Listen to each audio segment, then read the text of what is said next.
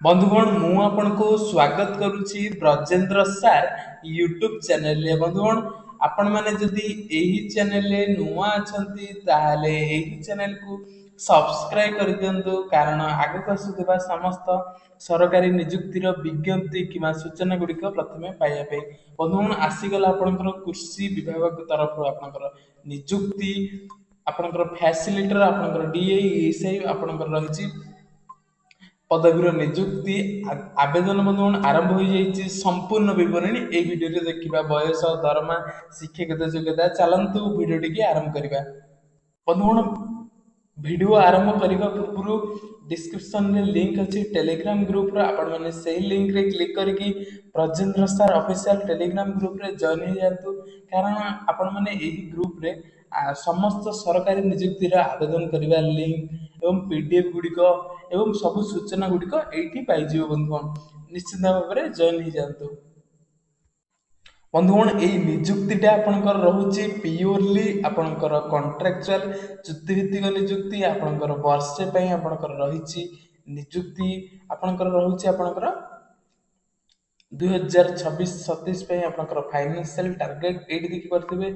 आपनकर रहिछि कौन कौन सब शिक्षागत योग्यता एटी देखि परथिबे। आपण माने ग्रेजुएशन, पोस्ट ग्रेजुएशन इन आपनकर एग्रीकल्चर, हॉर्टिकल्चर विथ आपनकर 3 वर्षर आपनकर अभिज्ञता, ता सहित आपनकर agriculture and allied sector preference में भी आपनकर प्रेफरेंस दिया जिवो। आपनकर एग्रीकल्चर आपनकर graduate having an experience of around आपनकर 20 ईयर ऑफ आपनकर डिपार्टमेंट ऑफ एग्रीकल्चर।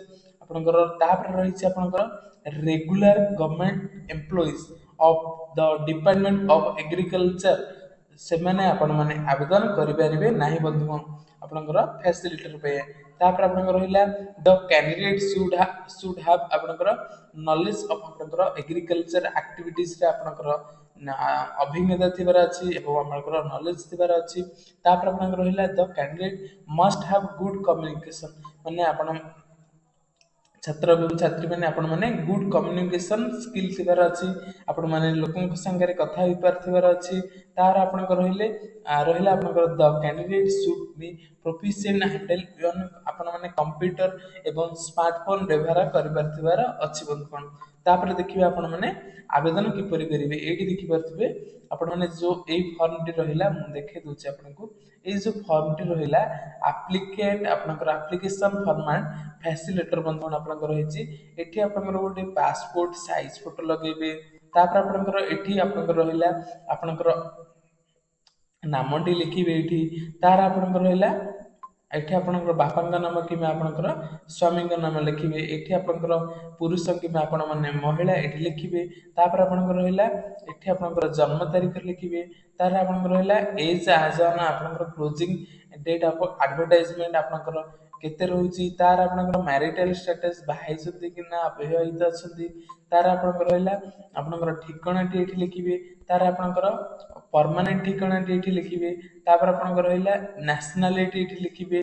तार आपनकर रहिला एजुकेशन क्वालिफिकेशन आपन एठी लिखिबे। आपनकर प्रथम आपनकर हाई स्कूल प्लस टू एपरि भाबरे जहा जहा सब आपण माने शिक्षागत योग्यता रहिछि आपण माने एठी फिलअप करिवे। प्रथम आपनकर एठी आपनकर नेम ऑफ एग्जाम लिखिबे। तापर आपनकर नाम आपण बोर्ड किबा आपनकर यूनिवर्सिटी ना लिखिबे। तार आपनकर को क्लास एवं डिवीजन में पास हेछते एठी लिखिबे। तार आपनकर एठी परसेंटेज लिखिबे। तार आपनकर को वर्ष पास हेछते एठी लिखिबे। तार आपनकर को सब्जेक्ट रखिथिले एठी लिखिबे। इन भाबरे आपण माने ए फॉर्म टाको आपण माने फिलअप कर देबे। तापर आपनकर रहिला तापर आपनकर रहिला नेम ऑफ द एम्प्लॉयर आपनकर एठी लिखिबे। आपण माने को आपनकर जो अभिज्ञता रहिला एठी लिखिबे। बंधुगण आपनकर एठी डेजिग्नेशन लिखिबे। आपण माने केते आपनकर दरम पाउथिले लिखिबे। आपनकर नेम ऑफ एम्प्लॉयमेंट टेम्पलेट आपनकर परमानेंट किबा आपनकर कॉन्ट्रैक्चुअल थिला लिखिबे। तार आपनकर date of joining, date of leaving एट सब लिखिबे। तापर आपनकर रहिला एठी आपनकर तारीखटी लिखिबे। तार आपनकर एठी आपनकर ठिकानाटी लिखिबे। तार आपनकर एठी दस्तखतटी करिवे। तार आपण माने एही परि भाबरे एटा ए फॉर्म टा पूरण कर देबे।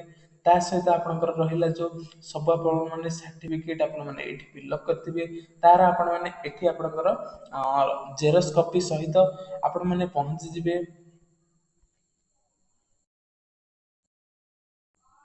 ବନ୍ଧୁଗଣ ଏଇ ଯେଉଁ ନିଯୁକ୍ତିଟି ବାହାରିଛି ବନ୍ଧୁଗଣ, ଆପଣଙ୍କର ବିଜ୍ଞାପନଟି ବାହାରିଛି ଆପଣଙ୍କର 14/10/2025 ତାରିଖରେ। ଏଇଟା ଦେଖିପାରୁଥିବେ ବନ୍ଧୁଗଣ, ଆପଣଙ୍କର ରହିଛି ଆପଣଙ୍କର ଚୁକ୍ତି ଭିତ୍ତିକ ନିଯୁକ୍ତି ଆପଣଙ୍କର ହେଇଛି ଫ୍ୟାସିଲିଟର ଫର କଣ୍ଡକ୍ଟିଂ DAESI ପ୍ରୋଗ୍ରାମ ଫର ଆପଣଙ୍କର 2025-26 ସେସନ ପାଇଁ।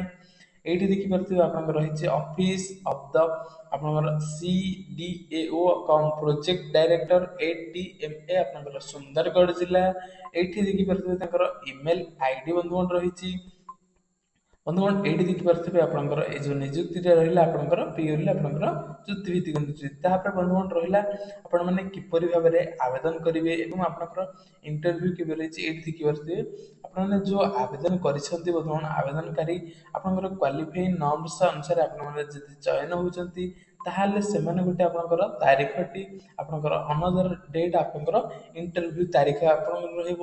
ସେହି ତାରିଖରେ ଆପଣମାନେ ଅରିଜିନାଲ ଡକୁମେଣ୍ଟ ସହିତ ଆପଣମାନେ ପହଞ୍ଚିଯିବେ ଆପଣମାନଙ୍କର ଇଣ୍ଟରଭ୍ୟୁ ଦେବା ପାଇଁ। ସେମାନେ ଆପଣଙ୍କୁ ଯୋଗାଯୋଗ କରିବେ ଯଦି ଆପଣଙ୍କର ଚୟନ ହେଉଛି ବନ୍ଧୁଗଣ। ତାପରେ ଏଇଠି ଦେଖିପାରୁଥିବେ କିପରି ଭାବରେ ଆବେଦନ କରିବେ ବନ୍ଧୁଗଣ। ଏଇଠି ଦେଖିପାରୁଥିବେ ଆପଣମାନେ ଦ ଆପ୍ଲିକେସନ ଇନ୍ ପ୍ରିସ୍କ୍ରାଇବ୍ ଫର୍ମାଟ୍ ଏବଂ ଇନକ୍ଲୋଜର ଆପଣଙ୍କର ସବମିଟ୍ କରିବାକୁ ପଡ଼ିବ ବନ୍ଧୁଗଣ ଆପଣଙ୍କର 22/10/2025 ତାରିଖ ବନ୍ଧୁଗଣ ପୂର୍ବରୁ।